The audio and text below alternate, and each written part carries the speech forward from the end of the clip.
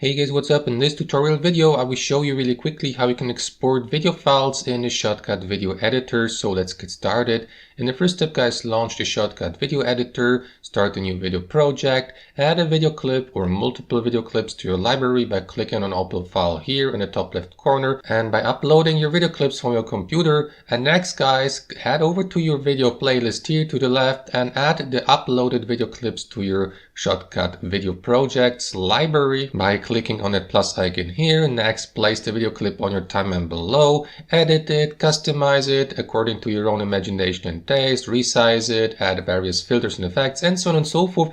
And once you're ready to export your file, guys, there are two ways how you can do that. The first option would be to click on File here in the top left corner and to select Export from the drop-down menu. That will give you the opportunity to either export that video clip as a video or as a frame. Alternatively, guys, and that's the option I personally prefer, you may click on Export here and next select Advanced Options here to the left to do some minor adjustments. For example, you can choose the export format here, like for example MOV or MP4. Choose a resolution like 1920 by 1080px, the aspect ratio, the FPS rate. Head over to these settings here, codec, to choose codecs for your video and to set a video quality. Like for example, let me change the video quality from 55% to 100%. There you go. And once you're ready, guys, click on export file here at the bottom. Wait for Shotcut to finish exporting. You can track your exporting job's progress here to the right.